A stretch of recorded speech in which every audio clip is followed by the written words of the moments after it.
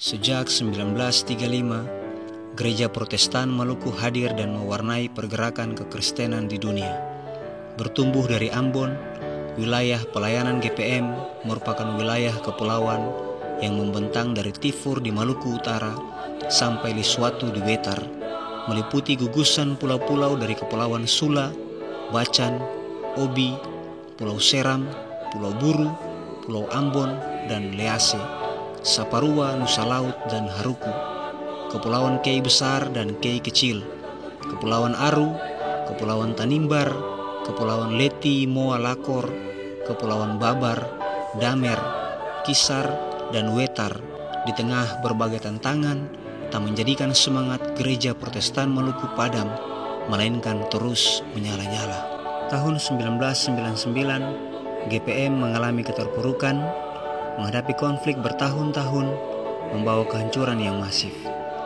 Perubahan pandangan atas konteks bergereja terjadi dengan persoalan-persoalan komitmen kebangsaan, pluralitas, identitas politik, ketidakadilan gender, dan lain-lain. Namun kini, dengan kondisi jemaat yang homogen, heterogen, besar, kecil, kategorial, teritorial, dan kawasan industrial, Gereja Protestan Maluku hadir menjadi jawaban dalam setiap sisi kehidupan keumatan yang adalah bagian dari negara ini.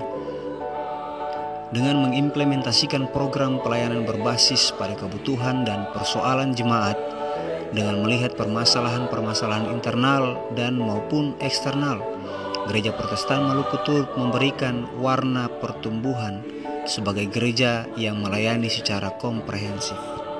504.128 jiwa terhubung dalam balutan diakonia, koinonia, dan marturia merupakan bukti bahwa aku menanam, Apolos menyiram, tetapi Allah yang memberikan pertumbuhan tidak hanya sekedar perkataan iman, melainkan perbuatan nyata sebagai bentuk hidup dari iman itu sendiri.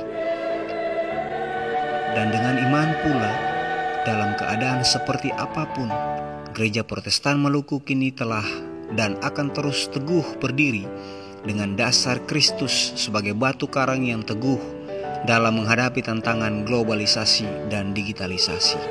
Di tengah dunia yang dirundang pandemi COVID-19 ini, Gereja Protestan Maluku membantu meringankan tugas pemerintah dalam penanggulangan bencana lewat pemberdayaan ekonomi serta pendampingan psikologis bagi korban dan keluarga.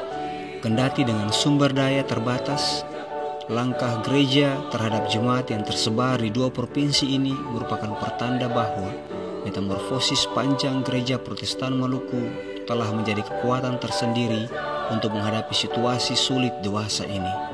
Meskipun dibatasi oleh protokol kesehatan, pandemi COVID-19 tidak membatasi pelayanan Gereja Protestan Maluku kepada umat di seantero Maluku.